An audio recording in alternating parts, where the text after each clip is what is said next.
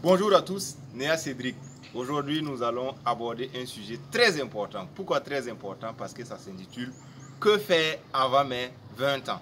Pourquoi avoir choisi ce thème? Parce qu'aujourd'hui, nous remarquons que beaucoup n'ont plus de boussole, beaucoup ne savent plus quoi faire avant leurs 20 ans.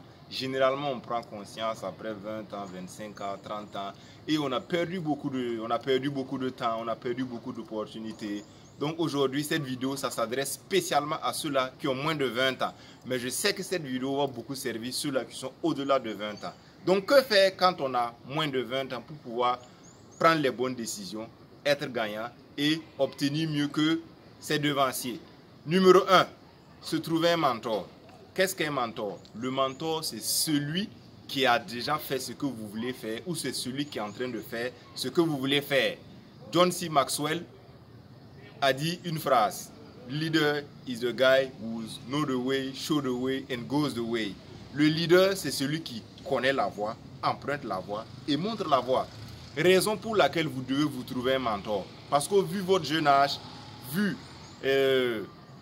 la chaleur des émotions de la partie teenager, c'est-à-dire la partie adolescence, fait que des fois nous ne sommes pas très rationnels, nous n'aimons pas les choses sérieuses, nous n'aimons pas penser à certains sujets. Donc du coup, si vous identifiez un mentor dans votre alentour et que vous communiquez très bien avec lui, vous lui dites clairement ce que vous voulez, normalement si c'est un vrai mentor qui a vraiment fait, il pourra vous cadrer, vous tailler un programme et vous allez le suivre et pas à pas vous allez mûrir tranquillement comme un manguier qu'on met et qu'on attend tranquillement avant d'avoir ses premiers fruits. Donc la première chose à faire, c'est se trouver un mentor. Et pour se trouver un mentor, c'est très simple. Vous regardez aux alentours de vous, vous cherchez la personne qui ressemble qui vous inspire, vous vous approchez de lui, vous lui dites: je veux devenir comme vous, je veux devenir plus que vous, qu'est-ce que vous pouvez me proposer comme programme? Et vous devenez son mentor. Ou vous pouvez trouver des mentors en ligne. Aujourd'hui, on a des mentors en ligne.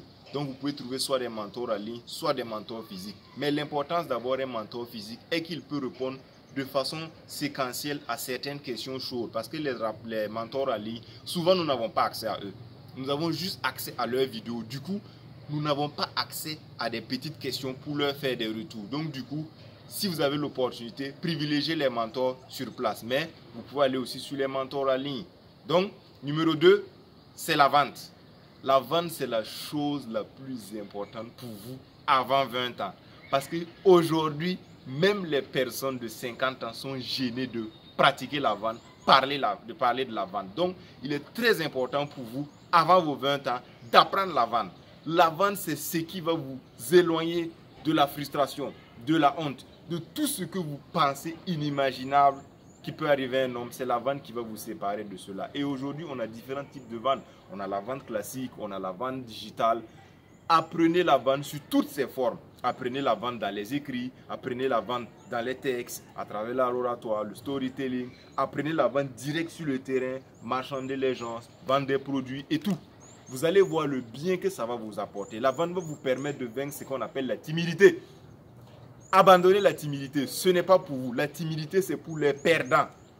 Il n'y a pas de place pour la timidité à celui-là qui veut apporter un plus à sa vie, à celui-là qui veut apporter un plus à son pays, à celui-là qui veut apporter un plus à son continent.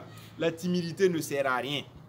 Et la vente va ébranler la timidité de votre vie.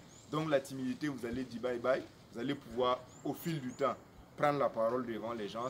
Vous allez savoir ce que c'est que la persuasion, l'argumentation. La vente, c'est quelque chose d'extraordinaire que vous devez pratiquer. Pour faire ça, c'est très simple. Vous regardez autour de vous ceux qui vendent et vous les observez un moment et vous les imitez. Parce que la meilleure forme d'apprentissage sur terre, c'est le regarder faire. Donc la vente, c'est très très important pour vous. Vous devez avoir l'esprit de vente. Vous devez avoir la capacité à convaincre quelqu'un. Vous devez arriver dans un endroit et savoir que cette personne, c'est à elle que je dois vendre mon produit. Et ça, c'est avec la vente. Et la vente, c'est un processus de maturation qui prend du temps. Donc, quand vous commencez tôt, les frustrations de sortir avec des petits produits devant les gens, on va se moquer de vous. On va dire: ah, c'est pas le fils de un tel, c'est pas celui qui est dans tel lycée, c'est pas le beau gosse, c'est pas la belle fille. Ça va disparaître, vous allez redescendre à zéro et vous allez pouvoir vous forger un mental de fer. Parce que la vente forme un mental de fer. Lorsqu'on parle sur vous, derrière vous, ça ne vous dit plus rien. qu'on dit, ah, c'est pas le beau gosse, c'est pas la belle go qui est en train de faire la vente, vous vous en foutez parce que vous savez que vous êtes à la recherche d'un objectif précis, d'un idéal précis. Vous préparez votre demain. Toutes les personnes riches que vous connaissez, si vous connaissez le top 20 des Africains, le top 20 de votre pays, le top 20 de votre famille, des personnes les plus riches, ils maîtrisent la vente d'une manière ou d'une autre. Donc, la vente, c'est très important. Numéro 3, vous allez apprendre ce que c'est que la lecture. Aujourd'hui, nous lisons, mais vous devez adopter la lecture stratégique. La lecture stratégique, c'est bannir les livres de divertissement.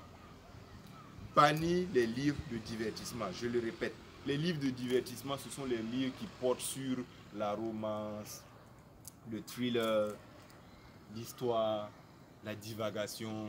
Ces livres sont bien. Peut-être qu'on est extrêmement stressé, mais lorsqu'on a moins de 20 ans, on doit capitaliser sur son temps. On doit traiter sur les livres de vente, sur les livres de développement personnel, sur les livres de psychologie, sur les livres de cuisine même, sur les livres de tout. On a les pères riches, on a les réfléchissez, devenir riches, on a les convaincre en moins de 2 minutes. On a une panoplie de livres très importants. C'est ça qu'on appelle la lecture stratégique. Des livres que dès que vous commencez, avant d'atteindre la 20e page, vous êtes très bien servi. Vous avez des arguments clairs et nets qui vous permettent d'avoir 1000 francs la même journée, si vous savez comment appliquer dans un contexte précis. Donc, la lecture stratégique, elle est importante. Bannissez la lecture de divertissement, ça ne sert à rien. Ça va vous faire perdre votre temps. Ça va vous faire gaspiller votre jeunesse. Et vous allez vous retrouver à 25 ans, 30 ans, 35 ans, 40 ans. Vous ne pouvez pas vendre un stylo. C'est les 6 phares d'un grand vendeur. Il s'appelle aujourd'hui The King of Copywriting, Dan Lok. Quand vous vous croisez, qu'est-ce qu'il fait comme premier exercice? Il enlève un stylo de sa poche et il dit « Sell me this pen ». Ça a l'air banal, mais essayez de voir comment ça peut se passer. Donc la vente, c'est très important. La lecture stratégique, c'est très bien. Vous allez apprendre beaucoup. Après la lecture stratégique, on va passer à vos amis. Attention à ceux-là que vous désignez en tant qu'amis. La première fois que vous avez bu de l'alcool, alors que vos parents vous ont proscrit de boire l'alcool, c'est avec un ami. La première fois que vous avez fait ce qu'on appelle communément chat noir dans notre contrée, c'est-à-dire on ne vous a pas donné la permission, vous sortez vers minuit, 1h, 2h, vous vous cachez, vous revenez avant le lever du soleil. La première fois que vous l'avez fait, c'était avec un ami ou une amie. La première fois que vous avez fumé de la cigarette, fumé de la drogue, c'était avec un ami. Et aussi, la première fois que vous allez vous faire 1 million, 2 millions, la première fois qu'on va vous recommander un bon livre, on va vous recommander une bonne formation, ça sera avec un ami. Donc, sachez dissocier les amis. Il y a des amis qui ont des mauvais référentiels. Divertissement, amusement, jeux dangereux. Comme il y a des amis qui vont vous apporter formation, lecture, voyage, argent. Sachez quoi choisir, qui choisir. Parce que lorsque vous êtes déterminé à vouloir améliorer votre vie et que vous suivez des gens qui ne sont pas dans le même référentiel que vous, ça ne marche pas. On appelle ça la dissonance cognitive. On appelle ça aussi l'effet miroir. Dans notre cerveau, il y a ce qu'on appelle les glandes miroirs. Les glandes miroirs, c'est ce qui vous fait faire ce que la moyenne des gens font autour de vous. Peut-être je reviendrai sur ça dans une autre vidéo. Donc, il est très important de savoir choisir vos amis. Car si vous pensez être plus fort que nous, qui avons fait beaucoup d'erreurs, qu'aujourd'hui on partage des astuces, essayez. Suivez ceux-là qui ne ressemblent pas à ce que vous voulez atteindre et vous me direz le jour où on se verra. Après, les amis, il faut apprendre à très bien vous habiller. C'est très important.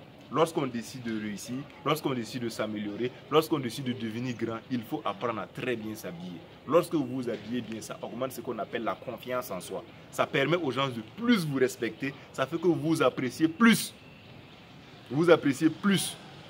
L'habillement est très important. Je vous le conseille de le pratiquer. Aujourd'hui, on a des gens qui s'habillent dans l'année peut-être 5 fois.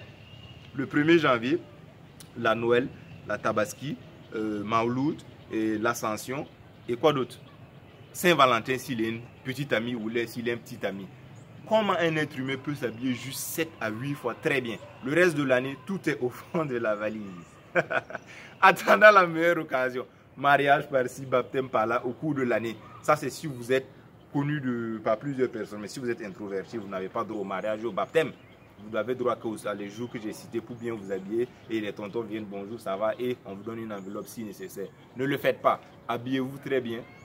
Apprenez à mieux vous exprimer. Lisez.